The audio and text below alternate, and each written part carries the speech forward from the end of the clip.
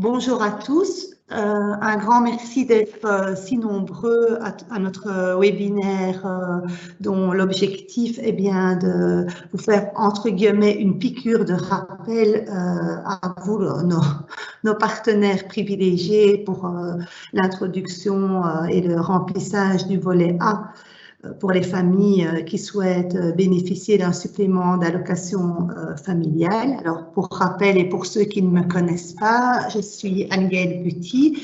Je suis responsable de la direction de la coordination des bureaux régionaux à la VIC et le projet de reprise d'allocation familiale supplémentaire est dans ma direction. Alors, ce matin, je suis accompagnée de Marie van der Sanden, qui est la coordinatrice de la cellule allocation familiale supplémentaire. Mes collègues Nancy Véron de la branche famille et Philippe Voss du BR de Liège sont également présents et vous présenteront à nouveau la plateforme et le questionnaire. Ce sera l'occasion pour vous de poser les questions qui resteraient en suspens. Nathalie Vanavre est également présente et donc elle, c'est notre médecin superviseur. Et Florentin est également là et représente le service IT. Je n'oublie pas non plus Jonathan Van Brakel, qui est gestionnaire de projet à la cellule AFS et à qui je donnerai en premier lieu la parole puisqu'il vous présentera la FAQ que nous avons élaborée. Donc, l'organisation de cette matinée. En premier lieu, donc Jonathan vous présentera la FAQ spécialement dédicacée aux partenaires et que nous avons élaborée en fonction des questions que vous avez posées lors des formations. Ensuite, Nancy et Philippe vous feront un rappel du questionnaire et de la plateforme. Et la dernière partie de la matinée sera consacrée donc à un temps questions-réponses. On vous propose de poser vos questions dans le chat et ensuite, en troisième partie, nous ferons un plaisir de vous répondre. Voilà, déjà un très très grand merci pour votre participation, pour votre collaboration et je vous souhaite une bonne matinée. Jonathan, c'est à toi. Merci Anne-Gaëlle. Mais voilà, bonjour à tout le monde. Donc, comme l'a dit Anne-Gaëlle, je vais vous présenter la FAQ partenaire que nous avons réalisée ici dernièrement, qui s'est vraiment basée sur l'ensemble des différentes questions qui avaient pu être posées lors des différentes formations que vous avez pu suivre au préalable. Alors, est-ce que tout le monde voit bien? Alors, donc, on a essayé de faire cette FAQ de la manière la plus complète possible. Pardon? Non, ça va, c'est super, on voit, merci. Ok. Donc, on a vraiment essayé de faire cette FAQ de la manière la plus complète possible. Il y a énormément de questions que vous connaissez déjà, dont vous avez déjà certainement la réponse, mais on a aussi fait cette FAQ de manière à ce que si un nouveau collègue arrive demain et souhaiterait éventuellement remplir ce volet A avec les familles, mais qu'il puisse trouver vraiment toutes les questions qui pourraient se poser par rapport à cela. Donc, on a d'abord une première partie qui concerne les allocations familiales supplémentaires avec les informations générales. Donc, qu'est-ce que les allocations familiales supplémentaires? Comment est fixé le supplément? Quelle est l'institution compétente en matière d'AFS en Wallonie? Pour les autres régions également. Les différents partenaires chargés d'aider le remplissage. À ce propos, il y a un cadastre de tous les partenaires qui est en train d'être réalisé par mes collègues, qui sera à un moment à votre disposition très certainement. Vous pourrez vraiment voir tous les partenaires présents en Wallonie. Comment garantir la confidentialité des informations médicales. Ensuite, nous avons une deuxième partie qui reprend au niveau du volet A tous les champs, tous les items que vont repasser en revue avec vous après Philippe et Nancy, où nous avons fait à ce moment-là, je vous montrerai par après, à chaque fois un screenshot de l'écran que vous avez, vous, en tant que partenaire, sur l'ordinateur, et avec chaque question qui est reprise pour voir qu'est-ce qu'on attend derrière cette question, qu'est-ce qui est attendu, des petites questions parfois aussi qui peuvent vous aider pour quand vous êtes avec la famille, si vous ne savez pas trop exactement ce qu'on attend derrière cette question-là. Je sais qu'au niveau des traitements et thérapies, ça posait parfois un petit peu souci. On n'était pas toujours au clair par rapport à ça. Il faut surtout pas oublier que derrière ce volet, il y a le volet B médical qui doit arriver par après. Alors, en troisième partie, on a repris malgré tout le déroulement d'une demande d'allocation familiale.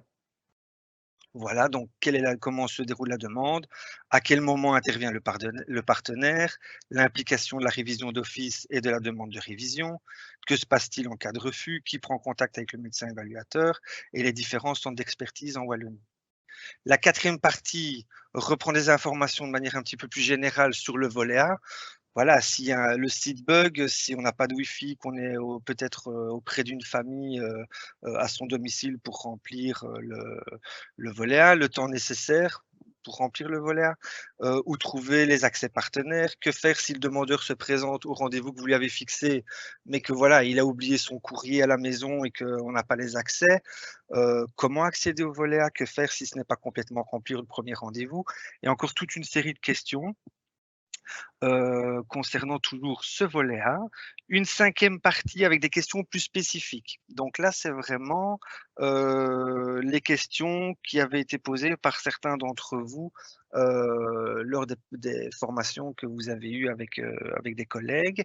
Donc, on a essayé de les recouper, de les regrouper et d'y apporter, bien sûr, à chaque fois la réponse adéquate. Donc, si maintenant, vous allez voir ici, donc, chaque partie, comment est structurée. Vous voyez, on a vraiment essayé d'être le plus clair possible. On a repris vraiment l'ensemble des points, l'ensemble du processus. Ça, c'était vraiment voilà, les différentes entités fédérées. Au niveau des partenaires, comme je vous disais, il y a les bureaux régionaux. Il y a tous les autres partenaires qui sont cités ici en dessous et il y aura le cadastre qui apparaîtra plus tard. Au niveau de la seconde partie, je vous le disais, vous voyez, à chaque fois, on a repris le screenshot que vous allez avoir, vous, en tant que partenaire, sur votre écran, avec à chaque fois les informations nécessaires par rapport à ça. Là. Si on descend encore un petit peu. Voilà, le représentant légal, voilà, qu'est-ce qu'on entend, quelles coordonnées mettons à cet endroit-là. Pour la personne de contact. Par exemple, ici, où retrouver le numéro INAMI du médecin si vous avez besoin du lien, si vous n'avez pas l'information.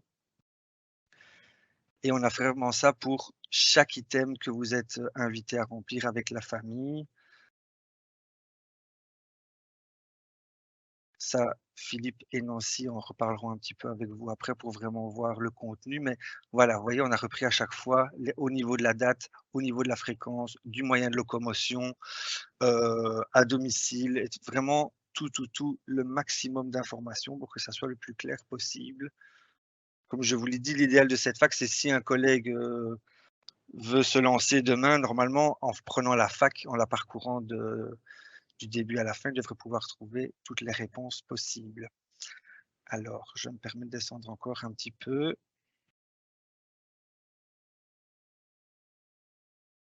Voilà, donc au niveau des activités.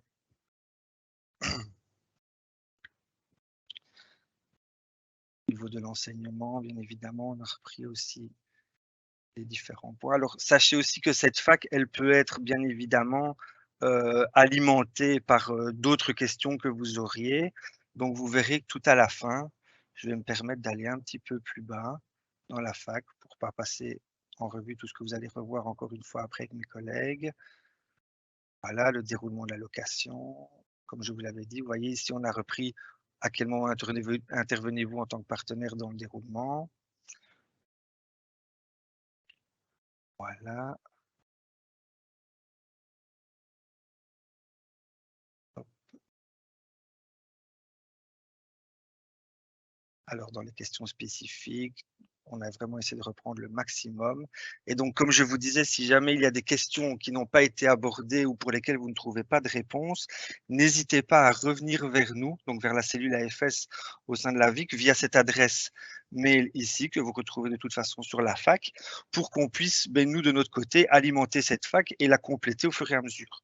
Donc, cette fac n'est vraiment pas terminée là comme ça. On a vraiment essayé de reprendre tout ce qui avait été demandé par votre part, mais bien sûr, elle peut continuer à être alimentée. Donc voilà, je ne sais pas si vous voulez faire une petite séance questions maintenant spécifique pour la fac, parce que malheureusement, je vais devoir vous abandonner pour partir sur une autre réunion. Mais sinon, voilà, Nancy et Philippe, je vous repasse la parole. Merci. Merci Jonathan. Bien voilà, donc nous sommes. Moi je suis Philippe Voss et je travaille, comme l'a dit Anne-Gaëlle tout à l'heure, au bureau régional de Liège de la VIC Handicap. Et Nancy, elle va se présenter elle-même. Voilà, donc bonjour à tous ou rebonjour. Donc je suis Nancy Véran, je suis contrôleur social dans la branche famille. Donc voilà, certains d'entre vous donc forcément me connaissent déjà puisque ont déjà eu la première formation remplissage du volet A avec moi et avec Philippe. Donc ici, nous n'allons pas évidemment reprendre toute la formation, ne vous inquiétez pas. On va repasser en revue tous les onglets de l'INTEC en essayant d'insister sur les points qui ont été modifiés, améliorés ou déjà essayer de répondre en partie à certaines questions qui nous ont été envoyées donc, par vos soins lorsque vous avez effectué donc, des tests, ce que j'espère vous avez pu faire tous. Donc voilà, n'hésitez pas donc, dans un premier temps donc, à nous interpeller par le chat d'abord et en fin de session, donc on se retrouve. Voilà, je laisse la parole à Philippe qui va vous faire donc un petit rappel aussi théorique. Voilà, et puis on passera à la pratique. Ça va? À tout de suite. Voilà, donc ne vous tracassez pas, le rappel théorique va être vraiment très court. Ici, on va vraiment être axé sur la pratique. Juste quand même quelques petites choses à vous dire. D'abord, la chronologie. Donc voilà, c'est au 1er octobre que l'évaluation médicale dans le cadre des allocations familiales supplémentaires va être transférée du SPF vers la VIC. Donc voilà, date importante, le 1er octobre. C'est pas la seule date quand même, parce que bon, à partir du 1er octobre, effectivement, toutes les premières demandes et des demandes de révision à l'initiative des familles qui vont arriver à partir de cette date-là vont être traitées par la VIC, mais déjà le SPF continue à traiter l'encours. Donc toutes les demandes arrivées avant cette date-là restent traitées par le SPF. Donc il y aura toujours pendant un certain temps des dossiers qui seront au SPF. Et ensuite, il y a la question des révisions d'office. Donc les révisions d'office, c'est ce qu'on pourrait appeler les prolongations. Une reconnaissance de handicap dans le cadre des allocations familiales supplémentaires, c'est limité dans le temps, aux 6 ans, aux 12 ans, des choses comme ça, ou pour d'autres raisons, ça peut être à d'autres dates. Et donc ici, les révisions d'office, en fait, entre le 1er octobre et le 31 décembre, vont être aussi toujours gérées par le SPF. Donc c'est seulement les demandes, il n'y a pas de demande à faire par les familles, c'est automatique. C'est seulement les révisions d'office initiées à partir du 1er janvier 2022 qui seront dans le nouveau système et donc qui seront gérés par la VIC. Donc voilà, entre le 1er octobre et le 1er janvier, voilà, c'est une période où la matière est transférée. Et de toute façon, tout ce qui est l'encours, donc les dossiers déjà entamés, restent gérés par le SPF. Les demandes, en tout cas, sont gérées par le SPF. Évidemment, par contre, les gens qui avaient déjà des allocations familiales supplémentaires pour lesquelles il y aura des révisions à faire, en fonction des dates, arriveront dans le nouveau système. Voilà. Donc, date importante, 1er octobre, mais le 1er janvier reste une date aussi. La deuxième chose que je voulais vous rappeler avant qu'on commence, c'est que globalement, pour les familles, il n'y a pas grand-chose qui change. Alors, pas grand-chose, il y a quand même des petites choses qui changent, mais globalement, le système reste le même. Elles doivent toujours s'adresser à leur caisse d'allocation familiale pour initier la demande, comme avant. Il y a toujours la même évaluation avec les 3 piliers, donc pilier 1, pilier 2, pilier 3, pilier 1, c'est la déficience. Pilier 2, c'est vraiment la situation de l'enfant, la comparaison par rapport à un enfant du même âge. Et pilier 3, l'impact pour la famille. Ça aussi, ça reste la même chose. Les montants restent les mêmes. Donc, on est vraiment pour la famille dans un système qui n'a pas beaucoup changé. Ce qui va changer, bah, voilà, ça c'est mon troisième point, c'est le volet A, donc ce volet à remplir par la famille, qui est un peu modifié, pour lequel on va passer par une nouvelle application informatique, la fameuse plateforme dont on vous parlait, et qui va aussi avoir un rôle renforcer des partenaires. Ça ne veut pas dire qu'il n'y avait pas déjà des partenaires qui aidaient les familles auparavant. Beaucoup d'entre vous le font déjà. Mais voilà, on va vraiment mettre l'accent sur le fait de se faire aider par le partenaire pour remplir le volet A. On va vraiment insister là-dessus. Et donc voilà, c'est vraiment la petite nouveauté. Et le volet A, rappelons-le, je parlais des piliers tantôt, bah, c'est vraiment important, surtout pour le pilier 2 et pour le pilier 3. Donc là, on va vraiment avoir l'occasion, lors de la présentation pratique, de faire le lien avec ces piliers-là pour rappeler pourquoi on pose ces questions-là aux familles et pourquoi c'est important d'avoir des réponses complètes et des réponses vraiment correspondant à la situation de l'enfant. Voilà, bah moi je fais la petite présentation générale. Vous allez à nouveau m'entendre parce qu'avec Nancy, on va se répartir la présentation concrète, mais je rends la parole à Nancy. Voilà. Donc, je vais partager mon écran. J'espère que tout va bien fonctionner. C'est toujours un petit peu à ce moment-là qu'on panique. Voilà.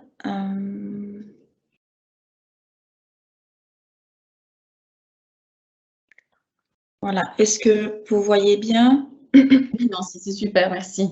Voilà, donc je vais commencer par vous remontrer, pour ceux qui ne l'ont pas vu, donc le courrier qui sera envoyé donc aux familles suite à leur demande. Et donc ce courrier-là, forcément, les familles devront le prendre avec elles. Donc il faudra bien insister lorsque vous donnerez les rendez-vous, donc qu'ils ne l'oublient pas à la maison, puisque c'est dans ce courrier que les codes d'accès pour la plateforme seront indiqués. Donc, première page, donc, il y a forcément les coordonnées de l'enfant, la date à laquelle la demande a été effectuée, ici. Donc, on vous explique que ce courrier est important, il vous informe de la procédure à suivre. Donc, on aura le volet A, donc nous, partenaires, allons nous occuper, et ensuite le formulaire médical, le volet B, qui devra être complété par le médecin. Alors, la famille dispose de 8 semaines et non pas 6, mais ça a été modifié. Donc, la famille dispose de 8 semaines afin de faire compléter les 2 volets. Alors, le volet A qui nous intéresse ici, forcément, sera à faire compléter par un partenaire de leur choix. Ce n'est pas obligatoire, mais c'est vivement conseillé. On vous l'avait déjà expliqué en formation. Hein. Alors, dans la feuille numéro 2, il y aura donc la liste des partenaires se trouvant à proximité du domicile de la famille. Donc ici, par exemple, c'est une famille qui habite Mons, donc on indique voici les partenaires que la famille peut aller consulter pour remplir le LINTEC. Voilà, service social, CPAS, etc. On leur rappelle donc de ne pas oublier les documents utiles à l'encodage et donc les codes d'accès qui nous intéressent seront ici. Quand on arrive sur la plateforme, vous vous loguez avec votre numéro national, vous arrivez sur le formulaire et vous introduirez donc le numéro national ainsi que ce login et ce mot de passe. Donc, on va aller sur la plateforme maintenant. Voilà, donc on arrive ici. Voilà, donc identifiant mot de passe qui se retrouve sur le courrier. Donc, hein. Alors, nous, on est en version test, encore une fois, donc on va prendre un Nice au hasard. Hein. Voilà. Alors, donc, le premier onglet, la demande d'allocation familiale, est déjà en partie pré-rempli. Donc, tout ce qui est en gris foncé sera déjà implémenté. Donc, la date de la demande, le type de demande, si c'est une première demande, une demande de révision d'office, l'identification de l'enfant, forcément, sera aussi automatiquement insérée. ainsi que l'adresse de contact. Alors, le représentant légal, ce sera donc souvent la maman. La personne de contact est optionnelle. Il peut s'agir d'un éducateur, par exemple, si l'enfant est placé. Il peut s'agir aussi d'une personne qui s'occupe, par exemple, de la famille, s'il s'agit de personnes qui ne parlent pas bien français ou qui ne comprennent pas bien les documents. Donc ici, on peut mettre une personne de contact qui sera proche de la famille et de l'enfant. Alors, la petite nouveauté ici, donc, c'est que le numéro INAMI du médecin traitant n'est plus obligatoire. Vous voyez, il n'y a plus l'astérisque. Partout où il y a les astérix, ce sera obligatoire d'indiquer quelque chose. Quand il n'y a pas d'astérix, ce n'est pas obligatoire. Donc ici, le numéro INAMI était obligatoire au début. Ici, il ne l'est plus. Néanmoins, si vous l'avez, c'est pas plus mal de l'indiquer. Voilà. Alors, on n'oublie pas, après chaque onglet, on enregistre. On peut enregistrer à volonté, mais on ne clôture qu'une fois. Donc, comme je le rappelle, on l'a déjà dit plusieurs fois, un dossier clôturé est un dossier dans lequel on ne peut plus aller. Donc, attention à ne le faire qu'en toute fin de procédure. Alors ici, on a un nouveau bouton qui est le bouton vérifier, que vous n'avez probablement pas vu en formation ou peu d'entre vous, qui nous permettra donc de vérifier après chaque onglet s'il y a déjà des erreurs d'encodage, plutôt que d'attendre à la toute fin et de se retrouver avec une dizaine d'erreurs à vérifier. Donc voilà, ici, on peut faire, on voit ce que ça donne. Voilà, des erreurs ont été détectées, mais bon, on ne va pas passer son temps à les vérifier puisque nous sommes en version test. Voilà, pour l'onglet numéro 1, je pense que c'est bon. On va passer à donc l'onglet numéro 2. Je t'en prie, Philippe. Oui, l'onglet 2, donc c'est l'onglet circonstances, donc on sait que c'est un onglet assez sensible puisqu'on va poser des questions, enfin les questions qu'on va poser, c'est est-ce que l'enfant a un cancer, une leucémie pour lequel il y a une chimiothérapie, ou est-ce que l'enfant reçoit des soins palliatifs, donc c'est vrai que c'est des questions fort lourdes. Maintenant, encore une fois, est-ce que c'est vraiment nécessaire absolument de les poser? Pas nécessairement. En fait, il y a des cas où la famille va venir vous dire, bah voilà, moi je viens parce que mon fils a des problèmes de dyslexie et l'école a dit que bah, ce serait bien genre, que je fasse une demande d'allocation supplémentaire. Bah, voilà, c'est peut-être pas la peine de demander ça à la famille, vous pouvez cocher directement non. Maintenant, s'il y a le moindre doute, c'est important de la poser, c'est important pourquoi? Bah, parce qu'il y a un impact, évidemment. Si on pose ces questions-là, c'est pas juste pour le savoir, c'est parce que ces dossiers-là vont vraiment être traités en priorité. Donc c'est vraiment super important quand on a un enfant dans ces situations-là, que ce soit identifié et qu'on puisse vraiment aller encore plus vite pour traiter ces demandes-là. Vous allez peut-être vous dire, oui, il y a peut-être des enfants qui ne sont pas dans ces circonstances-là et pour lesquels ce serait quand même absolument important aussi que le dossier soit traité en priorité. Dans ce cas-là, effectivement, ce n'est pas prévu là-dedans, parce que dans la réglementation actuelle, c'est ces deux situations-là. Mais n'hésitez pas, quand c'est vraiment absolument prioritaire, à contacter la cellule allocation familiale supplémentaire, donc la cellule AFS qui se trouvera à la VIC à Charleroi et où vous avez les coordonnées qui se trouvent notamment dans la foire aux questions qu'on vous a présentée. Contactez-les pour le signaler. C'est pas parce qu'on ne sait pas l'encoder là-dedans que, voilà, on n'a pas tout prévu. Donc, si vraiment il y a une situation où ça vous semble super important, n'hésitez vraiment pas à contacter la cellule AFS. Maintenant, quand c'est vraiment absolument prioritaire, il ne faut pas le faire pour tous les dossiers parce que sinon, là, on ne va pas s'en sortir. Voilà, écoute, je pense que pour l'onglet circonstances, on a refait le tour. Je te rends la parole, Nancy. Alors, l'onglet comportement, donc comportement de l'enfant, comment l'enfant se comporte avec les autres. Alors ici, ce sera plutôt orienté comment l'enfant se comporte avec les autres, plutôt à la maison ou avec les proches, puisque le comportement à l'école ou en activité extrascolaire sera plutôt détaillé dans l'onglet numéro 5. Donc ici, on va plutôt s'intéresser au comportement dans l'entourage proche de l'enfant. Alors, on demande si l'enfant éprouve des difficultés, oui ou non, et toujours le petit encart où on peut décrire le comportement, voilà. Donc, je rappelle, on vous l'a déjà dit plein de fois, mais toujours, on doit toujours répondre, hein. De toute façon, par un oui ou par un non, on ne peut pas laisser non répondu. Et de toute façon, ici, décrivez comment il se comporte donc à la maison est un petit encart obligatoire. Si néanmoins l'enfant n'a pas de problème de comportement, ben, il suffira d'indiquer l'enfant n'a pas de problème de comportement. Mais il faut écrire quelque chose ici. Voilà, pour le comportement aussi à la maison, voilà, ça de toute façon, je pense qu'on n'a pas eu de questions supplémentaires non plus. Donc, on peut passer au numéro 4. Le numéro 4, santé, traitement, l'onglet qui suscite certainement, ou qui a suscité pendant les séances d'information, le plus de réactions, le plus de, je ne vais pas dire qu'il fait peur, mais en tout cas le plus de questionnements, tout à fait légitimes d'ailleurs. Et donc voilà, déjà, l'onglet santé-traitement, bah, le nom n'est pas définitif et c'est très possible que d'ici au 1er octobre, en fait, le nom soit changé. Ce qui fait peur, évidemment, c'est l'aspect médical et donc le fait de se dire, mais moi, je ne suis pas médecin, c'est pas à moi de poser ces questions-là. Enfin voilà, il y a vraiment des craintes par rapport à ça.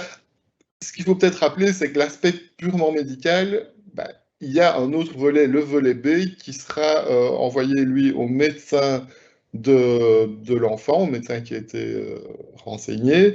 Et donc, les aspects purement médicaux, vraiment médico-médicaux, il ne faut pas se tracasser, c'est le volet B. Ici, on va plus être dans le suivi paramédical et dans certains aspects vraiment liés aux familles. Prenons le suivi thérapeutique. Bah, dans le volet B, c'est sûr que le médecin va certainement dire, bah voilà, moi j'ai prescrit 2 séances de kiné par semaine. Et donc, on sait qu'il y a 2 séances de kiné par semaine. En tout cas, on sait qu'elles sont prescrites. Ce qui est intéressant, bah, c'est aussi de savoir, il y a 2 séances de kiné par semaine, mais le kiné, il se trouve où par rapport à la famille? Comment est-ce que la famille s'y rend? Combien de temps est-ce que ça prend? Pourquoi est-ce que c'est important? Par rapport au handicap de l'enfant, ça n'a aucun intérêt, toutes les questions que je viens de soulever, où est-ce que se trouve le kiné? Combien de temps est-ce que ça prend? Par contre, rappelons que pilier 1, pilier 2, pilier 3, bah, pour le pilier 3 par exemple, savoir que la famille, ça lui prend une demi-heure pour aller chez le kiné parce qu'ils n'ont pas de voiture et qu'ils habitent à la campagne et que...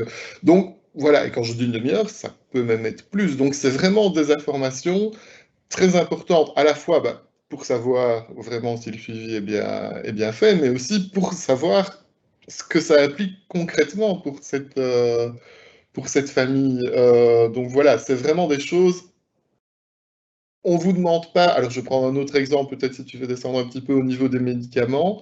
Aux médicaments, donc là c'est évidemment pour les traitements de longue durée, donc un traitement de plus de 6 mois. Donc si l'enfant a pris 2 aspirines parce qu'il a mal à la tête, un jour, c'est pas intéressant. Par contre, évidemment, des traitements sur la durée, c'est intéressant. Là aussi, ce qu'on demande, c'est pas d'avoir une liste avec tous les noms des médicaments, etc. Ça, a priori, dans le volet B, le médecin va la donner.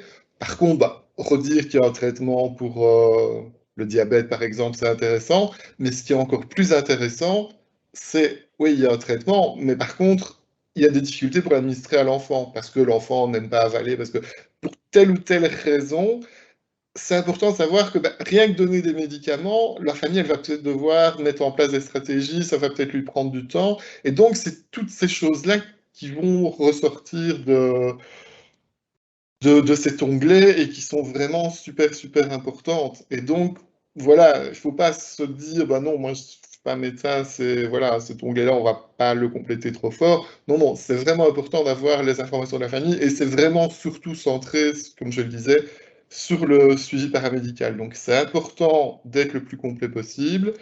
Maintenant, une autre chose qui est venue dans certaines séances d'information, on nous a demandé, enfin on a demandé aussi à moi et à mes collègues qui ont fait d'autres séances d'information, mais le suivi par un service d'aide précoce, est-ce qu'on doit le mettre là-dedans? Là, non, parce que c'est pas un suivi thérapeutique. Les services d'aide précoce, les services d'aide à l'intégration, les services d'accompagnement à l'accueil de type familial, enfin tous ces services d'aide en milieu de vie de la VIC, et dans le milieu de vie de la VIC, ils n'ont pas de vocation thérapeutique, donc c'est pas leur place de le mettre ici. Par contre, ce qui peut arriver, c'est qu'un jeune qui est, par exemple, hébergé dans un service résidentiel pour jeunes, bah, au sein de la prise en charge dans le service résidentiel pour jeunes, il y a peut-être de la logo, il y a peut-être d'autres choses, un suivi psy, enfin, voilà, tout ce qui peut être mis en place en fonction des besoins du jeune. Ça, bien entendu, on peut le signaler ici. Donc, si la prestation thérapeutique a lieu dans un service, que ce soit un service agréé par la VIC ou un autre, c'est pas important, mais c'est bien de le renseigner et c'est bien qu'on en ait l'info aussi.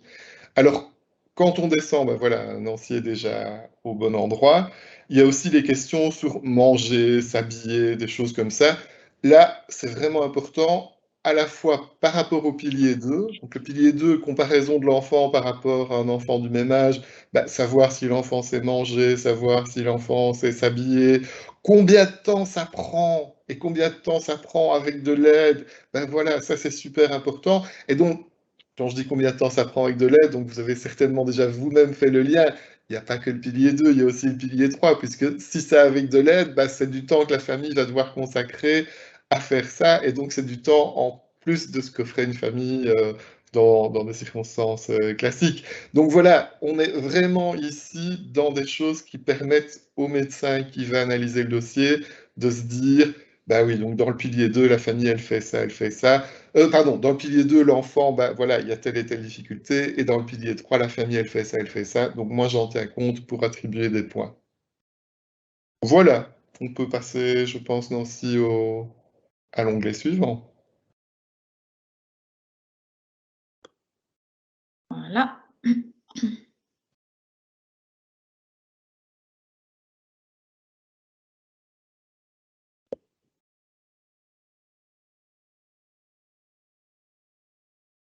Voilà, donc l'activité, donc il s'agit forcément de l'accueil, l'accueil crèche, gardienne, école. Est-ce que l'enfant suit un enseignement ordinaire ou un enseignement spécialisé? Il sera évidemment plus important d'indiquer ici si l'enfant suit un enseignement spécialisé, d'y indiquer donc les coordonnées de l'école, le type ou la forme de l'enseignement suivi, par exemple ici on a type 2, forme 3.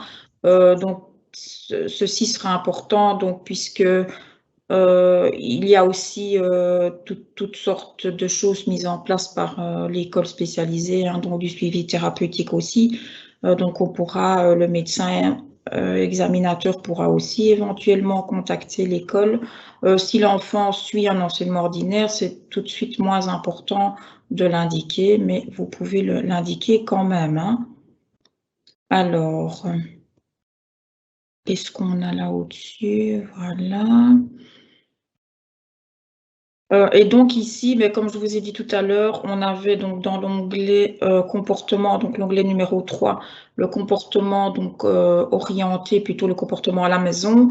Et ici en dessous, donc dans l'onglet activité, on a le comportement, voyez, les difficultés rencontrées au sein des établissements fréquentés ou à la crèche ou en activité extrascolaire. Donc toujours des petits encarts pour bien détailler. Est-ce que l'enfant éprouve des difficultés spécifiques par rapport à des activités sportives? Donc ici dans le numéro 2. Et là, ici dans le dernier, on va insister sur est-ce que l'enfant éprouve des problèmes pour se faire des amis. Voilà, non, rien de particulier, je pense, ici.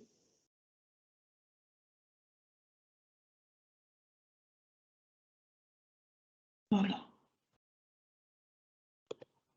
Voilà, on peut passer au suivant.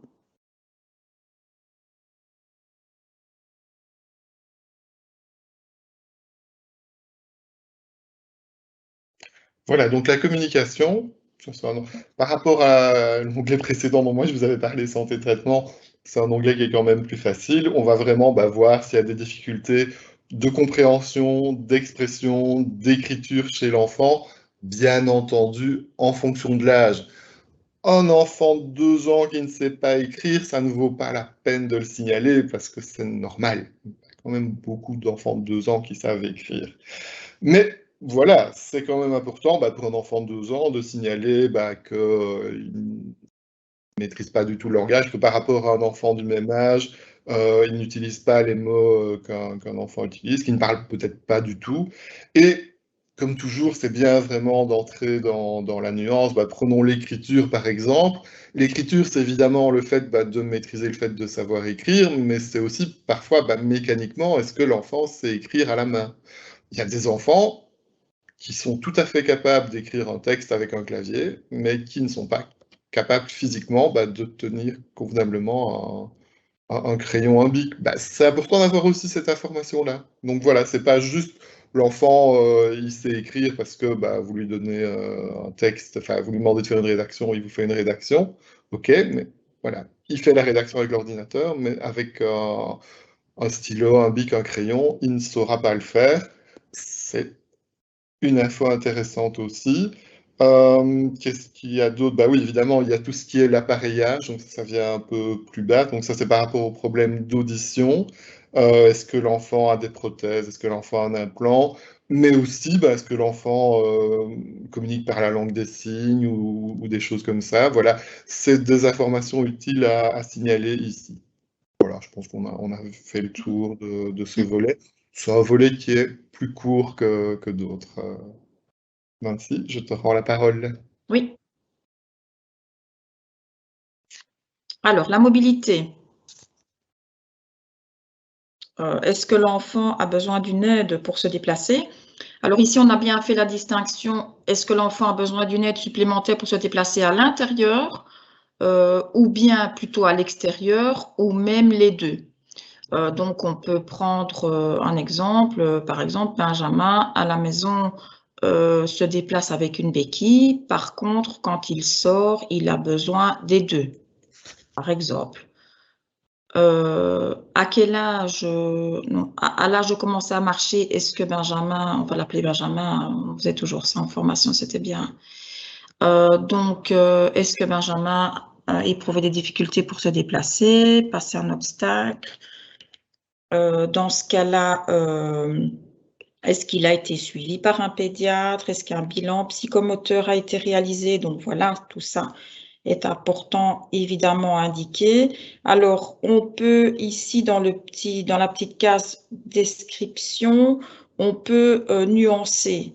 Par exemple, on a affaire à un enfant qui se déplace tout seul, mais qui a donc il n'est pas appareillé, donc voilà, il n'y a pas de béquille, il n'y a rien du tout, mais c'est un enfant malgré tout qui a quelques difficultés pour se déplacer et il éprouve par exemple des soucis pour monter les escaliers. Donc ça, on peut venir le mettre ici.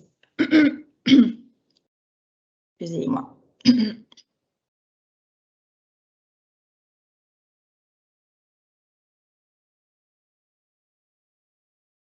Benjamin a des difficultés.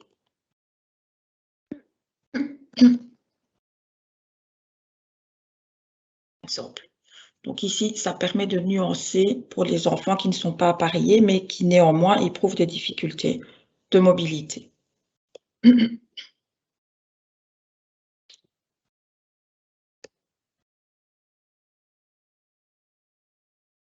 Voilà. Je pense qu'on a pensé à tout au niveau des aides.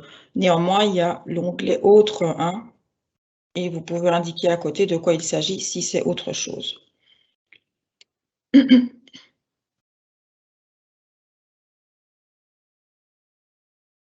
Voilà. Donc, je vais aller cliquer sur le petit oui pour voir si rien ne se cache derrière. Non, voilà, c'est parfait. Voilà pour l'onglet mobilité. Je pense que c'est très clair aussi. Hein. On va passer à l'onglet soutien. Voilà, l'onglet soutien. Donc là, on rappelle les piliers. On est vraiment purement dans le pilier 3, dans le soutien apporté par la famille. Je rappelle juste en passant, c'est vrai que je ne l'ai pas fait tantôt, pilier 1, pilier 2, pilier 3, il faut savoir qu'en pratique, le pilier 3 il représente autant de points que les deux autres piliers réunis, 6, 12, 18. Donc c'est vraiment important, et les points, ça a un impact sur le montant de l'allocation, du supplément d'allocation. Donc voilà, c'est quand même pas rien. Donc vraiment, c'est important de savoir ce que la famille fait pour l'enfant, et ici ce qu'elle fait essentiellement pour participer à des activités. Alors attention, famille, c'est pas juste le papa, la maman, c'est vraiment au sein de l'entourage familial, toutes les personnes qui vont s'investir et qui vont consacrer du temps à Benjamin, puisqu'on anciennement on a toujours appelé les enfants et à chaque fois ils changent et voilà, mais il s'appelle toujours Benjamin, donc c'est le temps que la famille va consacrer à Benjamin, en plus de ce qui se passe dans des circonstances classiques. Et donc la famille, ça peut être le grand-père, ça peut être la sœur, ça peut être la tante, enfin, on est vraiment de manière large. Qu'est-ce que la famille fait pour Benjamin? Et c'est aussi l'occasion non seulement d'expliquer ce qu'elle fait, mais à certains moments aussi d'expliquer les besoins que cette famille. Et donc cette famille, bah, voilà, peut-être que pour payer le suivi thérapeutique, enfin, la kiné, la logo que doit suivre Benjamin, bah, que c'est pas évident pour elle parce que la famille n'a pas beaucoup de revenus et que donc voilà, c'est compliqué de payer et les visites chez le médecin. Et donc voilà, et ben ça c'est l'occasion de l'indiquer. Mais voilà, ici on parle d'argent, mais il n'y a pas que l'argent. Peut-être que la famille aussi, elle est épuisée parce que Benjamin, ben voilà, c'est un petit Benjamin autiste et que s'il faut être tout le temps avec lui, jour et nuit, il faut que quelqu'un, un adulte, soit présent et de manière active. Et la famille, alors, elle est épuisée certainement physiquement, mais elle peut être aussi épuisée psychologiquement. Est-ce que la famille aurait besoin d'une aide psychologique? Voilà, c'est des choses aussi qu'on peut signaler là-dedans. C'est vraiment cette famille qui aide son enfant, voilà, quels sont aussi ses besoins. Et cette famille qui aide son enfant, vous voyez qu'il y a une question au niveau du temps de travail, elle est peut-être un petit peu plus bas. Voilà, avez-vous dû réduire votre temps de travail? Mais voilà, ça aussi, c'est important. On sait que beaucoup de parents, notamment quand l'enfant grandit un peu, mais aussi quand il est tout petit, quand il vient de naître, doivent arrêter de travailler ou doivent travailler à mi-temps. Et quand je dis beaucoup de parents, voilà, soyons honnêtes, c'est très souvent les mamans. Certainement pas que c'est bien que ce soit très souvent les mamans, mais je constate objectivement que c'est le cas. Voilà, c'est important aussi de signaler que la maman, avant Benjamin, elle travaillait à temps plein, mais que maintenant, elle travaille à mi-temps. Et on peut aussi rentrer dans la nuance. Alors ici, peut-être que la maman, elle travaille toujours à temps plein, et le papa, mais qu'ils ont dû commencer à travailler en horaire décalé parce que pour s'occuper tous les deux tout le temps de Benjamin, voilà, travailler tous les deux aux heures habituelles, ça n'allait pas. Et donc, voilà, le papa, maintenant, il travaille la nuit uniquement. C'est une chose qu'on doit signaler aussi, et c'est bien de le signaler, c'est une chose qui peut être prise en compte. Donc voilà, quand c'est des horaires inhabituels, quand c'est des horaires qui ont dû changer par rapport aux besoins de Benjamin, voilà, c'est important de le signaler. Voilà, je pense qu'on a fait le tour pour cet onglet.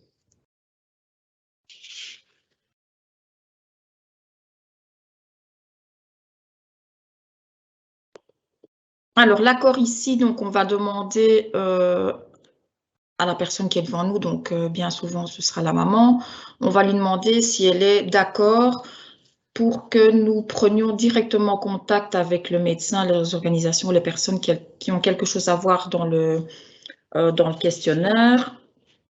Donc, on lui demande si elle est d'accord pour qu'on leur pose des questions, si nous avions des informations manquantes. Donc, on doit signaler à la maman que si elle n'est pas d'accord, ça peut avoir un impact forcément dans le traitement de son dossier, un impact pas forcément négatif, mais ça peut. C'est-à-dire que si le médecin ne dispose pas d'une information lui permettant d'octroyer 1 ou 2 points supplémentaires et que la maman n'a pas donné son accord, la maman ne pourra pas bénéficier de ces points-là. Donc, il faudra quand même essayer d'insister en disant que l'accord, le oui ici est quand même important et permettra donc au médecin évaluateur de pouvoir obtenir toutes les infos nécessaires. Ensuite, on demande si elle accepte que son dossier soit traité sur pièce. sur pièce. Pourquoi? Mais évidemment, en vue d'accélérer son traitement, hein. Ça ne voudra pas dire que le médecin ne verra pas l'enfant. Le médecin peut de toute façon décider de voir l'enfant quand même. Donc, même si on met oui ici, on ne peut pas dire oui, mon dossier sera traité sur pièce. Mon dossier sera peut-être traité sur pièce si le dossier est complet avec les documents. Voilà, voilà. Donc, évidemment, ici, l'accord, si on a 2 oui, c'est mieux. Et on explique, si la maman dit non dans l'un ou l'autre point, on explique pourquoi c'est mieux de mettre un oui. Donc, hein, on accélère le dossier et on permet quand même de pouvoir obtenir donc le maximum de points auxquels l'enfant a droit. Donc, je le rappelle encore une petite fois, on n'oublie pas d'enregistrer évidemment après chaque onglet pour ne pas perdre toutes les informations qu'on vient d'indiquer, hein. Et on passe donc à la dernière page. Voilà, Les Philippe. documents, oui. Donc voilà, ça aussi c'est une page, je ne vais pas dire qu'elle suscite beaucoup de questions, mais en tout cas voilà, c'est une page où il y avait quand même assez bien de réactions par rapport au fait, bah oui, effectivement, il faut scanner les documents et les introduire dans l'application. Je dis il faut scanner, oui, allez, il y a peut-être des cas où vous ne devrez pas le faire. Pensez peut-être quand même aux familles qui ont éventuellement déjà les documents en format PDF chez elles, etc. N'hésitez pas à suggérer qu'elles vous les envoient avant la réunion, comme ça vous les aurez déjà. Je ne me fais pas d'illusions, je me doute bien que ce n'est pas les 2 tiers, ni même la moitié, ni même sans doute le tiers des familles qui feront ça. Mais voilà, dans les cas où ce sera possible, en tout cas, bah, voilà, ça vous fait gagner du temps. Les documents en question, ils sont demandés dans le courrier qu'on envoie aux familles. Donc Nancy vous a montré le courrier en tout début de présentation. Dans ce courrier-là, on dit aux familles d'apporter des documents et donc voilà, ne vous tracassez pas trop sur le fait que les familles auront déjà eu l'info avant le contact avec vous. Maintenant, rappelez-le leur, parce que c'est pas parce que ça se trouve dans le document que ça ne vaut pas franchement la peine de bien dire aux familles quand on fixe le rendez-vous, n'oubliez pas d'apporter avec vous tel document, que ce soit les bilans médicaux, la liste des traitements, les rapports de rééducation, enfin voilà, un protocole d'entrée dans l'enseignement spécialisé. Tout ça, vous le trouvez aussi dans la foire aux questions, entre parenthèses, mais voilà. Donc tout ça, n'hésitez pas à rappeler aux familles de les apporter. Une chose importante, ces documents-là, ne les gardez pas. Vous les scannez, vous les rendez aux familles. Et si pour telle ou telle raison, c'est pas possible de les rendre aux familles, détruisez-les. C'est des documents de type médicaux, ne les conservez pas. Voilà, ça c'est important quand même de le signaler. Quand je dis les détruire, bien entendu, après les avoir scannés et introduits dans le système, hein, une fois qu'elles sont encodées, dont on peut les récupérer pour l'examen de la demande. Mais voilà, il ne faut pas que vous gardiez ces documents-là. Une chose qui va devoir aussi être introduite dans les documents, bah, vous voyez le dernier, pardon Nancy, le dernier point, c'est le document signé. Bah oui, vous allez devoir imprimer le formulaire, voilà, c'est le formulaire que Nancy vous montre maintenant. Et ce formulaire-là, il doit absolument être signé par la personne qui est venue vous rencontrer pour remplir ce volet.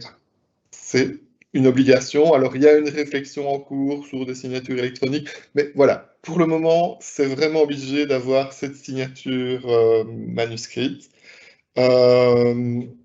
Voilà, on sait que c'est embêtant d'imprimer le document, de le faire signer.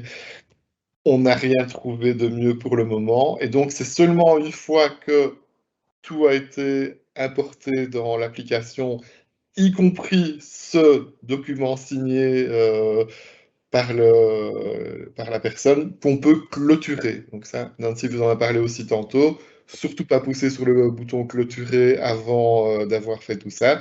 Mais une fois que vous l'avez fait, vous pouvez enfin pousser sur clôturer, en sachant bien qu'une fois que c'est clôturé, on ne sait pas revenir en arrière. Personne. Donc une fois que le document est clôturé, il est clôturé. on ne sait pas revenir en arrière pour le volet A. Maintenant, si la famille est venue et n'a pas tous les documents dont on aurait éventuellement besoin, bien entendu, là, il y a moyen de les communiquer par après. Vous pourrez leur donner les coordonnées de la cellule AFS à la VIC à Charleroi pour qu'elle puisse envoyer les documents manquants éventuellement manquants à cette cellule. Sans trop traîner, parce qu'évidemment, il y a des questions de délai. Mais voilà, donc s'il n'y a pas tous les documents, c'est quand même pas trop grave. On peut encore les communiquer par après. Par contre, le volet A, une fois qu'il est clôturé, on n'y touche plus. Tant que j'y pense, donc rappelez bien aux familles que s'il y a des documents envoyés, c'est bien à la VIC, à Charleroi, et pas dans les bureaux régionaux. Ça ne veut pas dire que si on en reçoit, on ne les transférera pas, mais ça fait des délais supplémentaires. On risque de ne pas comprendre pourquoi on les reçoit dans les bureaux régionaux. Donc, c'est vraiment important. Rappelez bien aux familles les documents pour les allocations familiales supplémentaires. S'il y a encore des documents envoyés, c'est à Charleroi qu'il faut les envoyer. Vous avez bien entendu les coordonnées dans le... Voilà, ici, je vous les ai remises. Hein, donc, les coordonnées, n'hésitez pas à en prendre note maintenant si vous ne les avez pas. Voilà. Moi, je pense cellule AFS. Excuse-moi, Nancy. Voilà, moi, je pense que j'ai terminé ce que j'avais à vous dire. Je ne sais pas si toi, Nancy, tu avais des choses à... Non, non, c'est très bien. Voilà, ici, dans le chat, on n'a pas eu trop de questions, même pas du tout. Donc, je pense qu'on a été clair. J'espère, en tout cas. Donc voilà, on vous écoute. Si vous avez des questions concernant la présentation que nous venons de faire avec Philippe et... Non, si les questions ne sont pas au même endroit, en fait, mais il y en a bel et bien. Voilà, on ne voit rien du tout. Hein. Ok, ça va. Des questions cachées. Des questions cachées. Les questions sont dans le chat. Hein, donc, normalement, si vous faites... Je vais arrêter mon partage alors. Hein. Oui. Comment on fait, Marie? Est-ce que c'est toi qui prends les questions en fonction des thématiques? Marie? Oui, désolée, j'avais recoupé mon micro. Mais peut-être qu'on peut aller dans l'ordre et que si ça correspond à la présentation, Nancy et Philippe peuvent répondre. Hein. Tu veux que je le fasse ou tu préfères? Oui, je veux bien que tu les relèves, Philippe. Alors, ok, on va commencer donc avec les questions qui sont arrivées à partir de 9 h. Alors, beaucoup de personnes nous demandent si elles vont recevoir la FAQ par la suite. Marie, je pense qu'une communication est prévue après le webinaire. Si tu veux bien dire un mot là-dessus.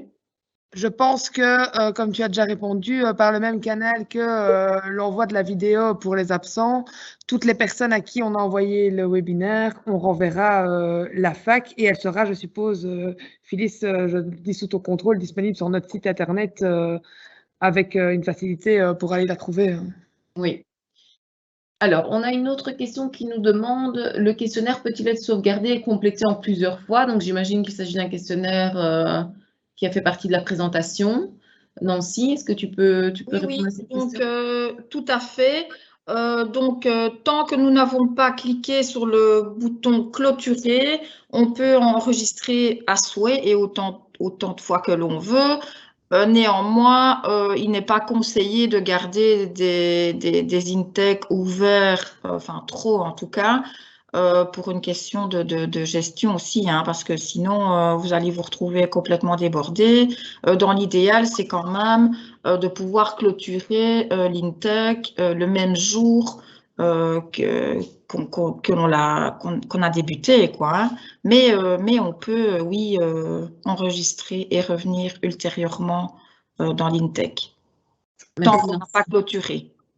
C'est peut-être important de signaler que c'est la même personne qui doit poursuivre le traitement. On peut pas...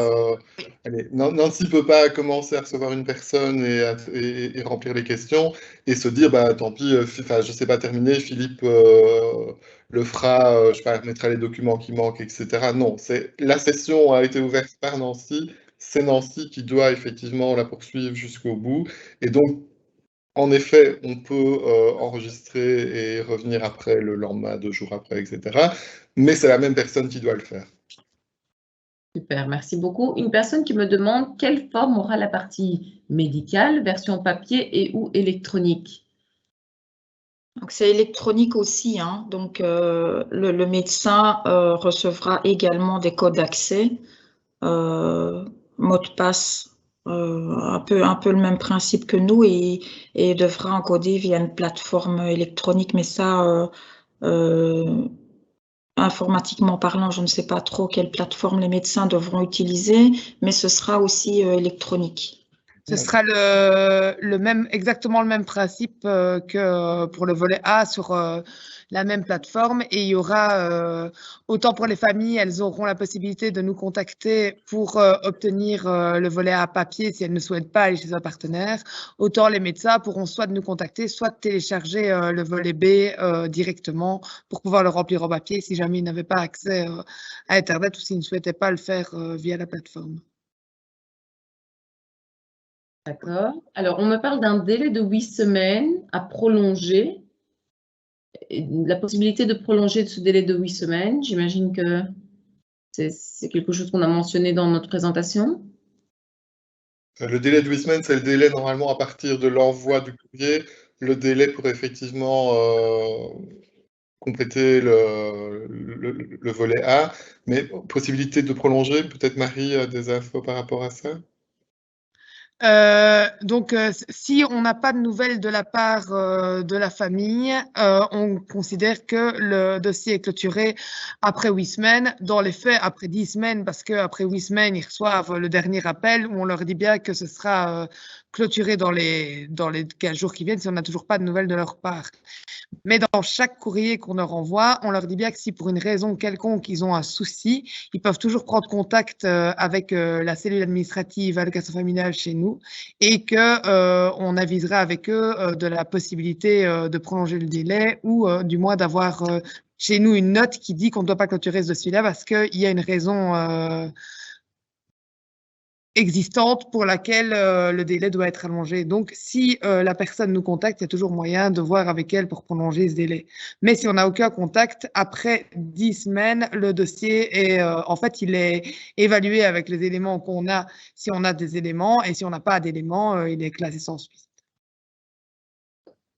Tout ça est remis dans la fac. Hein. D'accord. J'ai une personne qui demande, à mon avis, une question par rapport au questionnaire et à la mention de la personne de contact. Donc, elle s'interroge en demandant pourquoi il y a une astérix rouge alors que c'est optionnel. Oui, de toute façon, il y a beaucoup d'endroits où il y a des astérisques et il suffit de mettre un non. L'astérisque, ça veut dire qu'on doit répondre, mais pas forcément par un oui. On doit répondre, c'est-à-dire on ne peut pas laisser non répondu, mais on peut tout à fait répondre non. Il n'y a pas de personne de contact. D'accord. Et c'est le même principe pour toutes les questions. Hein. D'accord. Une personne me demande, si les personnes n'ont plus le courrier ou viennent sans, pourrons-nous retrouver les codes d'accès via la plateforme? Alors, via la plateforme, non, mais vous pourrez appeler la cellule allocation familiale supplémentaire qui vous donnera les codes. Donc, c'est prévu, effectivement, on se doute bien que ça va arriver, que les familles arriveront sans le courrier. Et donc, il y a, mais ça, c'est aussi expliqué dans la foire aux questions, donc ne vous tracassez pas, vous pourrez regarder ça calmement. Et donc, c'est bien prévu, la situation est bien prévue. C'est pas via la plateforme, il faudra téléphoner, mais ce sera tout à fait possible de récupérer les codes manquants. Oui. Merci. Alors, est-il obligatoire d'enregistrer après chaque onglet ou est-ce OK de cliquer sur suivant? Non, ce n'est pas obligatoire, évidemment, mais on n'est pas à l'abri d'un bug informatique. On a tous déjà connu ça au moins une fois et c'est mieux de prendre l'habitude après chaque onglet de faire un petit clic enregistré. Maintenant, non, ce n'est pas obligatoire. On peut faire suivant, suivant, suivant et enregistrer tout à la fin avec le risque d'un bug et de tout perdre et de devoir tout réencoder à nouveau. Florentin, est-ce que quand on appuie sur suivant, ça n'enregistre pas? Si, ça enregistre quand on change d'onglet. C'est peut-être plutôt au milieu d'un onglet, du coup, qu'il convient d'être attentif si l'onglet est un peu long, de cliquer de temps en temps sur enregistrer. Normalement, quand on clique sur suivant, ça enregistre aussi. Oui, oui. C'est ce que j'allais dire, Marie. L'intérêt d'enregistrer, c'est vraiment, vous venez de taper un très long texte dans une fenêtre. pousser sur enregistrer. On ne sait jamais ce qui peut se passer. Moi, je viens de taper quelque chose de très long, je préfère toujours enregistrer, comme ça on est vraiment sûr qu'il n'y a pas de souci. C'est vraiment ça l'intérêt du bouton enregistrer. Sinon, effectivement, quand on passe d'un onglet à l'autre, il y a aussi un enregistrement. Mais voilà, c'est mieux, je veux dire, quand on a vraiment passé du temps à faire quelque chose, on enregistre, c'est de l'informatique, il risque toujours d'y avoir un problème. Donc voilà. C'est ça. Et si jamais vous enregistrez et que vous voyez quand même qu'il y a un message d'erreur en disant que toutes les informations n'ont pas été complétées, c'est pas grave, c'est quand même enregistré, même s'il y a un message. C'est bien de le préciser, effectivement. Alors, on continue. Comment compléter l'onglet santé et traitement lorsque l'enfant vit en institution et que les parents ne connaissent pas tout le traitement suivi par l'enfant, donc entre parenthèses, médicaments, mais aussi les noms des professionnels de santé, la fréquence des soins, etc. Et là, de toute façon, on l'a dit tout à l'heure, hein, nous ne sommes pas médecins non plus, donc il y aura de toute façon le volet B qui sera complété par le médecin et qui lui, forcément, contiendra toutes les informations médicales. Nous, on se contentera d'indiquer les informations médicales connues. D'accord. Et c'est bien aussi dans ces cas-là d'avoir comme personne de contact, peut-être de renseigner quelqu'un de l'institution en question. Ça peut quand même toujours être utile qu'on puisse Dans le contact optionnel, justement, voilà. Maintenant, il faut voir aussi qui va venir par rapport à ça, parce que ça pourrait être des familles, effectivement, mais ça pourrait aussi être quelqu'un de l'institution, en fait, qui vient pour remplir le volet. Là, à voir. D'accord. Alors, est-ce que dans ces onglets, il y a la possibilité d'avoir un champ libre ou doit-on toujours choisir les choix multiples? Bon, peut-être que cette question... Il y a effectivement des déroulants où on doit choisir dans les choix multiples, mais il y a souvent, quasi toujours, dans les choix multiples, la possibilité de mettre autre, et il y a aussi des onglets, enfin pas des onglets, allez, des pavés où on peut taper des précisions ou quand il n'y a pas eu la possibilité d'expliquer des choses, bah, de le rajouter à ce moment-là. Mais oui, il y a des moments où on doit choisir dans un déroulant et où on n'a pas le choix, on doit prendre une des possibilités du déroulant. Mais les possibilités du déroulant, comme je le disais, prévoient quasi toujours la possibilité autre. Oui, n'oubliez pas, avec les moyens de locomotion, on a même prévu un cheval et en avion et en bateau. Donc, hein, tout a été prévu. Ne vous inquiétez pas. Ou presque tout. Alors, on continue. J'ai une dame qui me demande si on renseigne le mutualité comme partenaire vers qui les familles peuvent s'orienter pour compléter le dossier, car elle ne l'a pas vu dans le dossier de présentation. Oui, Est-ce qu'on renseigne les mutuelles comme partenaires vers qui les familles peuvent se tourner pour compléter le dossier? oui, les services sociaux des mutualités seront repris dans les partenaires, tout à fait, tout à fait, tout à fait. Mais ici, dans le courrier que j'ai montré tout à l'heure, et c'était peut-être pas repris parce que c'est un exemple, évidemment. Hein. Là, on avait pris la liste des partenaires proches du domicile des parents et il n'y avait peut-être pas la mutualité, voilà, proche de ce domicile-là. Et c'est pour ça que ça n'apparaissait peut-être pas dans la liste. Mais normalement, quand on va indiquer le code postal de l'enfant, il va sortir toute la liste des partenaires qui sont à proximité du domicile et les mutualités aussi, bien sûr. Tous les partenaires seront indiqués, tous. Oui. On continue. Donc, lorsque le volet A est clôturé et que les parents ont d'autres rapports à transmettre, comment procéder?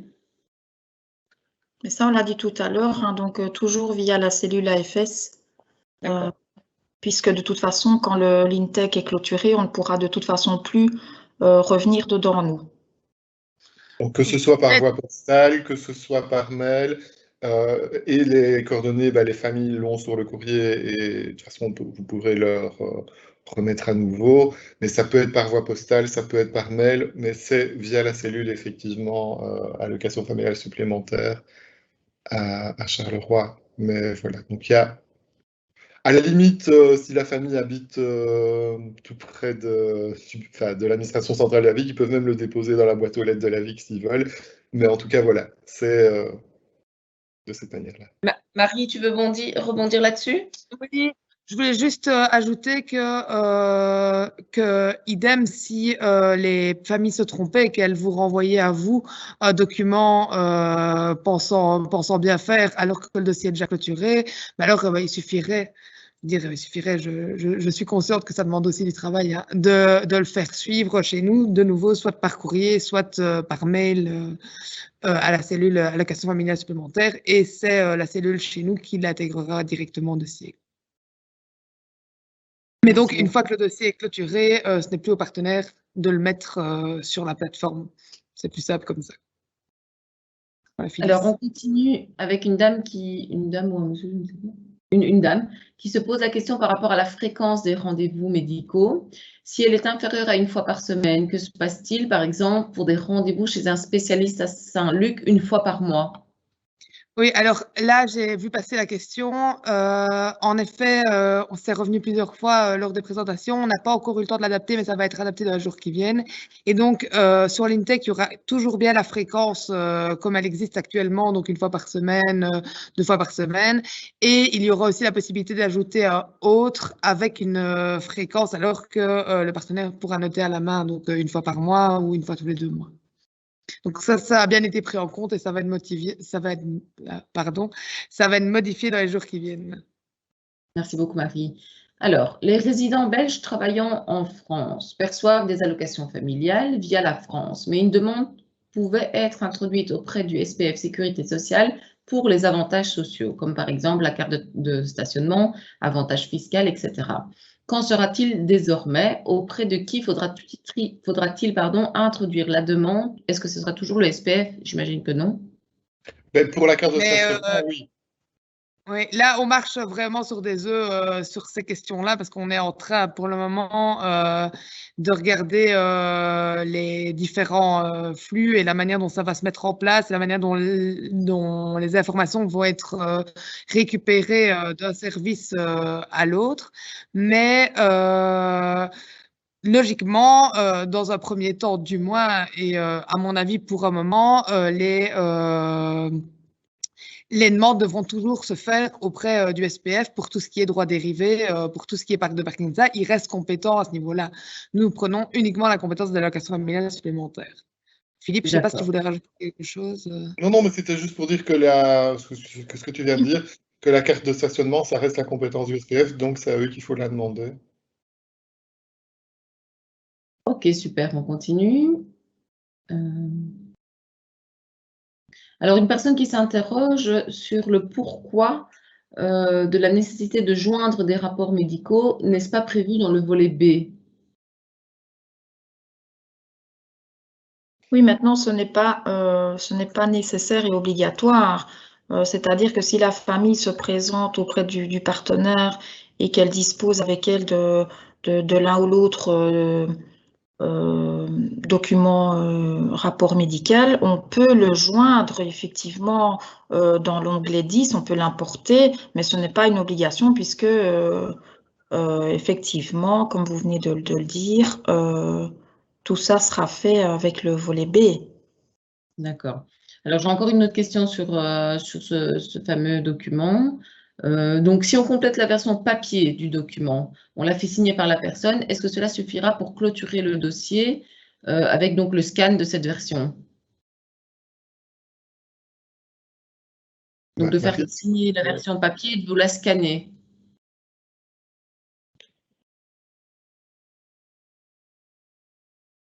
Marie, est-ce que tu peux répondre à ça? La question n'est peut-être pas. Oui, mais je veux bien avoir c'est parce que j'en discute avec les agents qui sont en face de moi et donc je veux bien avoir la question. Phyllis, désolée. En fait, c'est une personne qui s'interroge sur si elle peut faire signer donc par la personne la version papier du document et la scanner par la suite pour clôturer le dossier. Donc, est-ce qu'un scan, si je comprends bien sa question, est-ce qu'un scan de la version signée est suffisante? Oui. Ce qui n'est pas clair pour moi, c'est est-ce qu'on parle de l'impression de ce qui a été rempli par le volet A, l'application qu'on vient de présenter, ou est-ce qu'on parle vraiment d'une version purement papier du document? C'est pas très clair. Si on peut répondre. On peut peut-être répondre aux deux. Si c'est suite à la complétion du volet A avec la personne, oui, ça suffit de la signer et puis de la remettre sur la plateforme après. Si c'est un volet A papier qui, pour une raison ou pour une autre, par exemple, il n'y a pas d'atteinte, ça, on aurait rempli, ça, il faut la renvoyer directement à la cellule allocation familiale supplémentaire et pas la scanner et la mettre dessus sans avoir rempli le volet A. Donc, c'est deux choses différentes. On espère avoir répondu au mieux cette personne. Si ce n'est pas assez clair pour vous, madame, vous pouvez repréciser votre question dans le chat. Donc, je vais continuer. Donc, bonjour, je travaille depuis 3 mois en mutuelle. Hier, j'ai reçu pour la première fois une dame pour des allocations familiales majorées. Elle avait juste une lettre d'information avec un site où compléter le formulaire. J'ai donc introduit sa demande sur le SPF, mais j'ai l'impression que cette plateforme était moins précise que celle-ci. Du coup, je ne lui ai pas demandé les différents documents et j'ai l'impression de ne pas avoir été suffisamment précise. Que puis-je faire? Merci. Mais oui, ça c'est un peu compliqué parce que tout ce qui est fait évidemment avant le 1er octobre, nous on n'a pas vraiment d'infos à donner. C'est vrai que le questionnaire actuel est moins précis, et moins nuancé en tout cas. C'est vraiment le plus qu'on a essayé d'apporter en récupérant la matière. C'est vraiment justement d'apporter plus de nuances.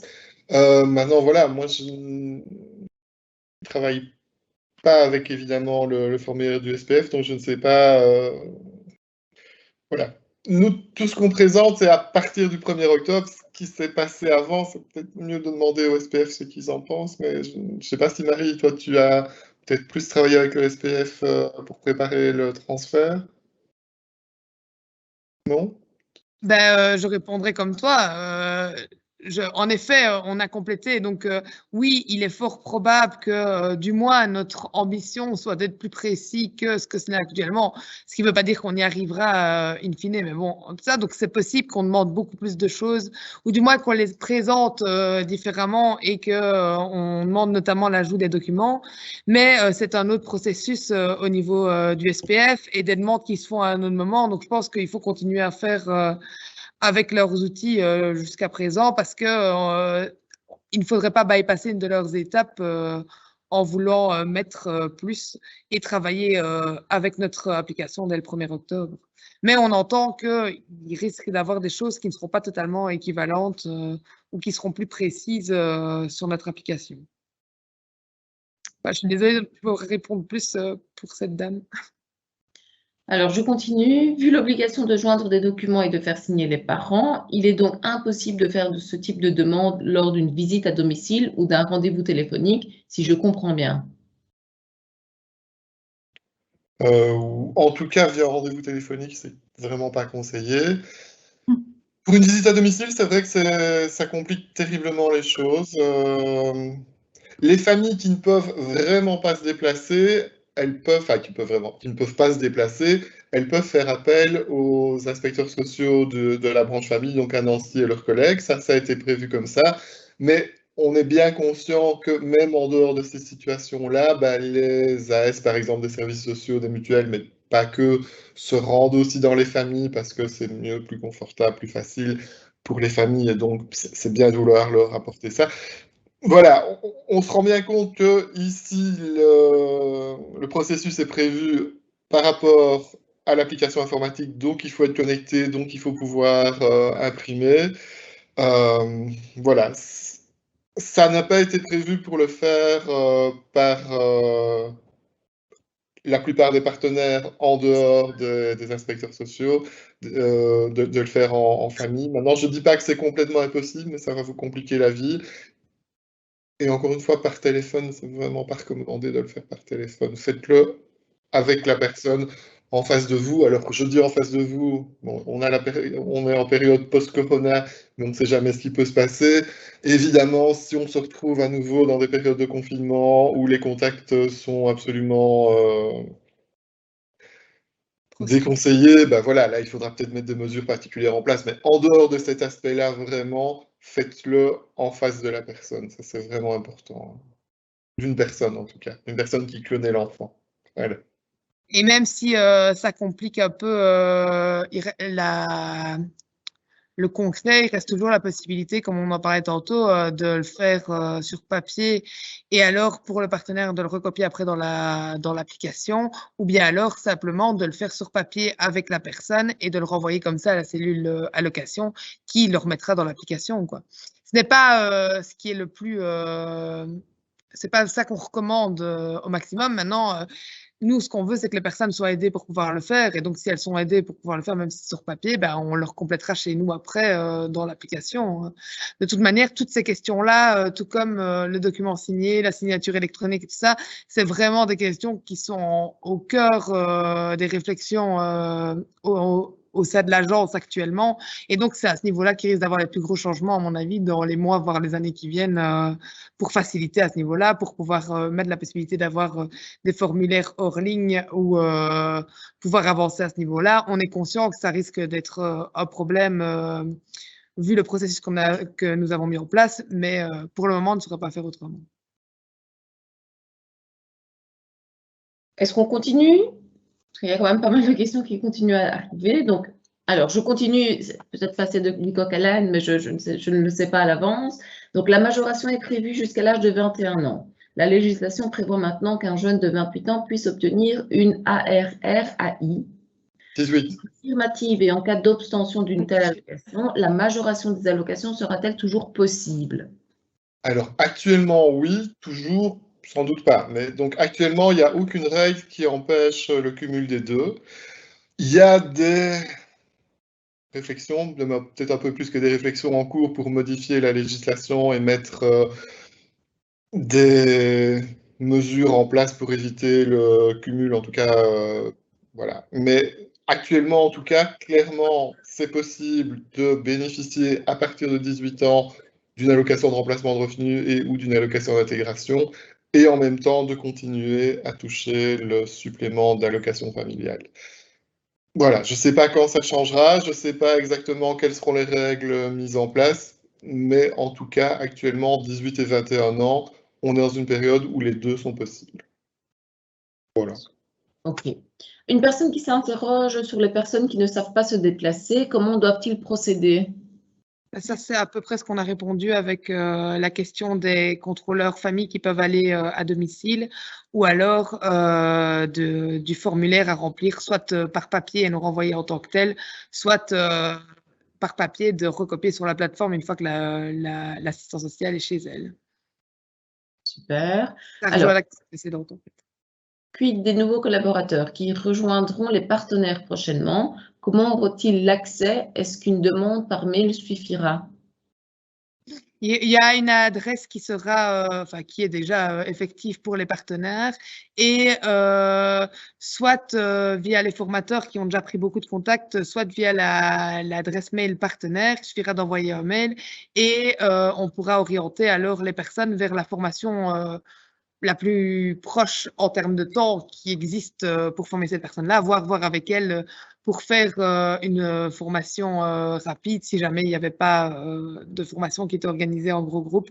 Mais donc, dans un premier temps, en tout cas, le souhait est vraiment de continuer à pouvoir former de cette manière-ci l'ensemble des nouveaux collaborateurs qui devraient être amenés à travailler sur l'INTEC avant de leur fournir les droits d'accès. Mais les possibilités sont nombreuses pour pouvoir les former. On a déjà eu le cas et on trouve des moyens, en tout cas pour le moment, à ce niveau-là.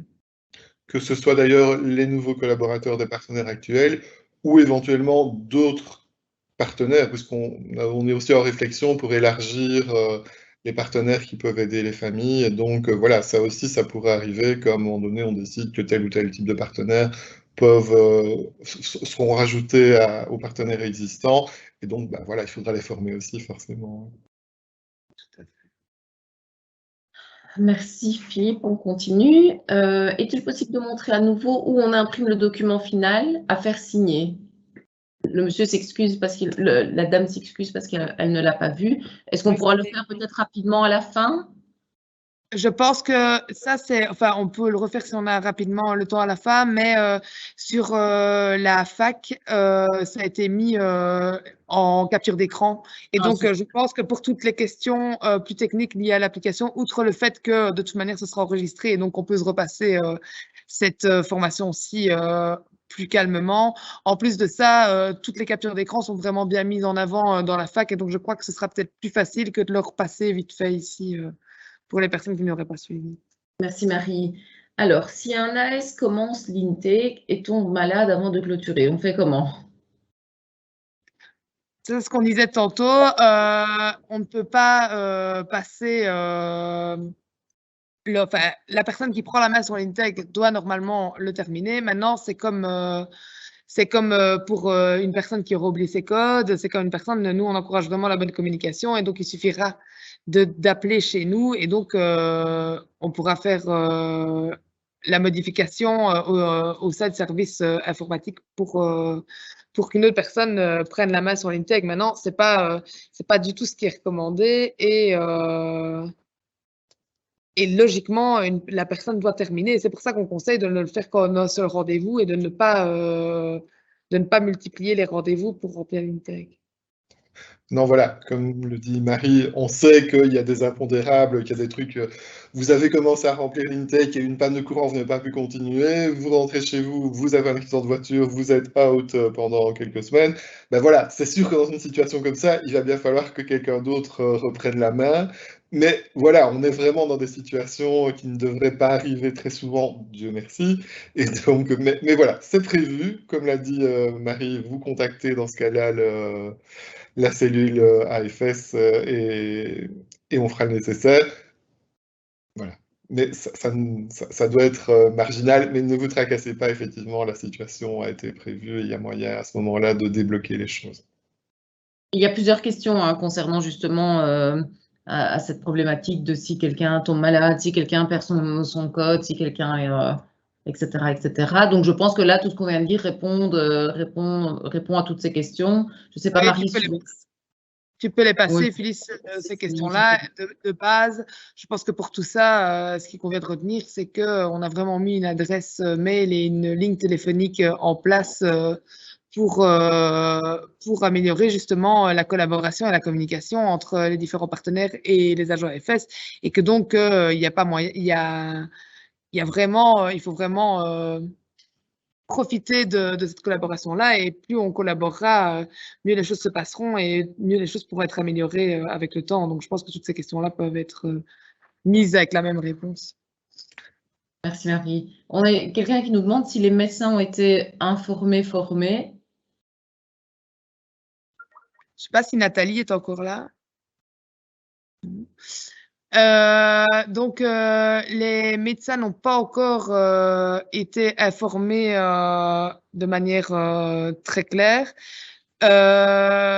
mais un groupe de travail est prévu pour les informer, pour les former et pour leur montrer la plateforme. Donc, c'est en cours et en pensée. D'accord. Il y a une autre question, mais qui est sur le chat auquel moi j'ai accès. Je veux bien que tu sélectionnes aussi un petit peu pour pas qu'on soit trop redondant. Il y en a une seule. C'est les agents qui ont accès à Wall Protect auront-ils d'office accès à l'application AFS? Et sorry, je n'ai pas vu où se connecter. Donc, non, c'est deux choses tout à fait différentes. Et donc, c'est pas parce que vous avez accès à Wall Protect que vous aurez accès à l'application AFS. L'application AFS, elle est sur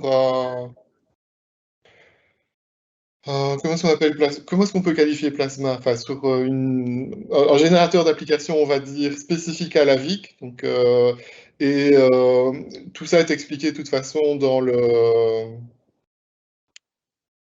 la FAQ. Et il y a aussi un guide qui explique comment se connecter, je pense.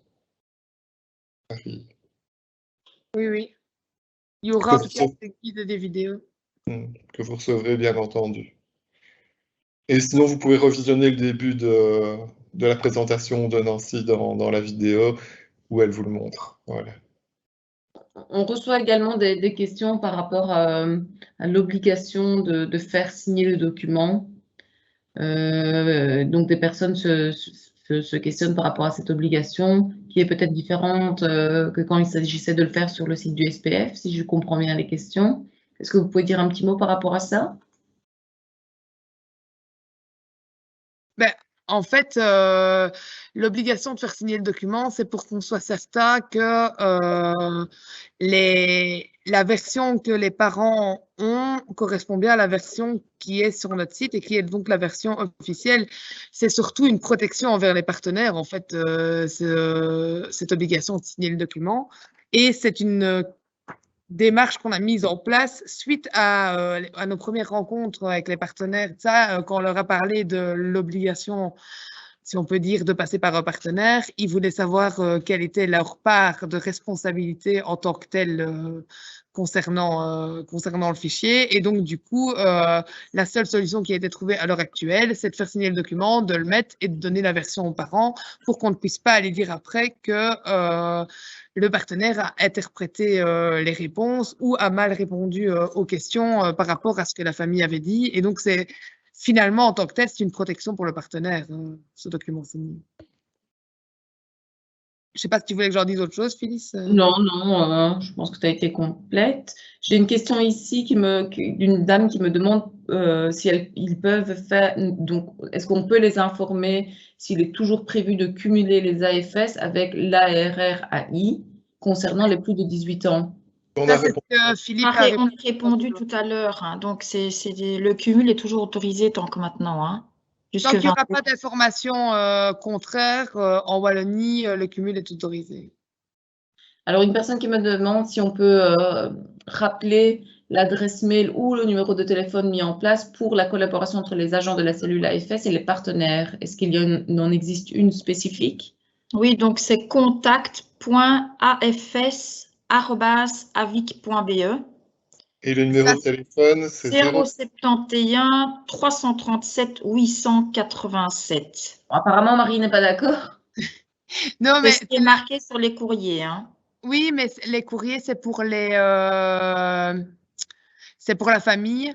Mais donc, pour le numéro de téléphone, c'est bien le bon numéro de téléphone. Par contre, pour l'adresse email, pour directement vous, c'est partenaire.afs@avic.be. Justement, en parlant de partenaires, j'ai une dame Je vais l'écrire dans le... Où est-ce que je peux l'écrire? Oui. Mais c'est rappelé dans la FAQ. Hein. Quand vous recevrez la FAQ, la dernière question, c'est comment contacter la cellule AFS de la VIC. Et vous avez ce numéro de téléphone-là et cette adresse mail-là. Donc, voilà. D'accord. Justement, en parlant des partenaires, hein, Marie, quelqu'un me demande si le service social des communes peut être pris dans cette liste des partenaires. Le service social des communes. En fait, on a... Vas-y, Philippe. Pas directement. Les handicontacts, donc si quelqu'un du service social des communes est handicontact, oui. Sinon, actuellement, c'est les CPS qui ont été formés, enfin ceux qui ont accepté. Mais dans le cadre de l'élargissement, ça me paraît une bonne idée, effectivement, même s'il n'y a pas si le handicontact n'est pas dans le service social, de voir dans les communes où le service social accepterait d'être partenaire. Voilà. Mais ça, je veux dire, l'élargissement des partenaires, c'est en réflexion. Ce n'est pas le cas actuellement, sauf si la personne est handicontact, mais ça me paraît effectivement ça me paraît une bonne idée de leur proposer, en tout cas. De base, nous, plus on dit que plus on aura de partenaires, plus il y aura de possibilités pour les personnes d'être aidées. Et donc, on est contre former personne si les personnes sont intéressées de former et de remplir le formulaire. Donc, on est vraiment contre aucune demande. On pense notamment aussi, et ça, c'est des demandes qui étaient revenues plusieurs fois lors des formations aux assistants sociaux des hôpitaux, notamment, qui sont aussi en contact directement avec les demandes. Mais donc là, on continue et la liste des partenaires n'est pas figée et la liste des personnes formées n'est pas figée du tout.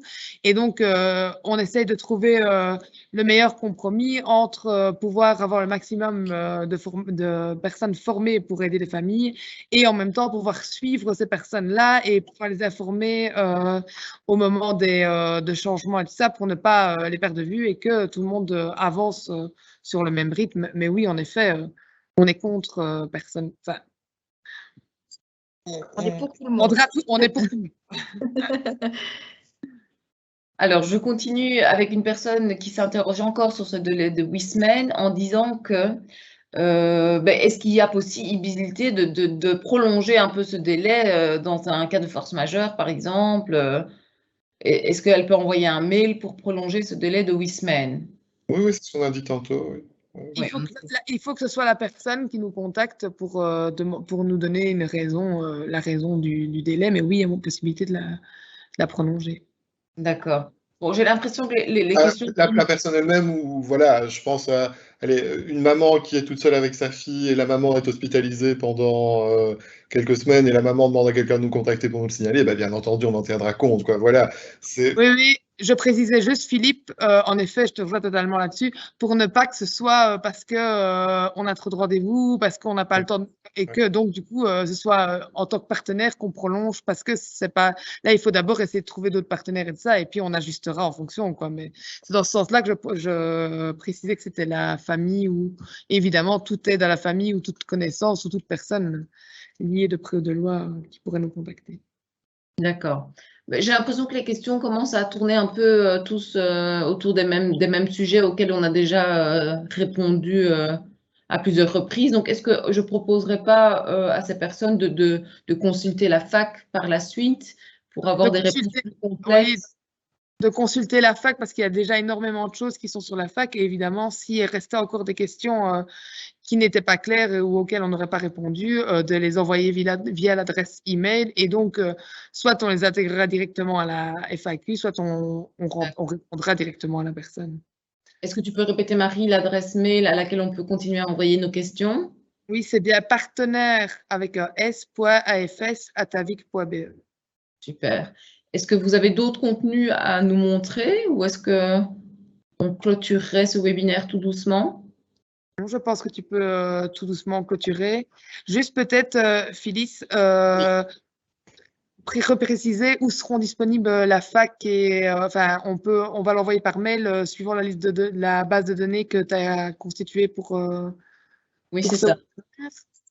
C'est ça. Donc, les personnes qui ont reçu l'invitation, donc le lien de participation à ce webinaire, recevront dans les jours qui viennent un mail avec le lien pour le visionnage de l'enregistrement du webinaire, ainsi qu'un lien pour consulter la fac sur un de nos sites qu'on doit encore déterminer entre nous. Mais tout ça arrivera très bientôt, donc dans les jours qui suivent, dans un mail.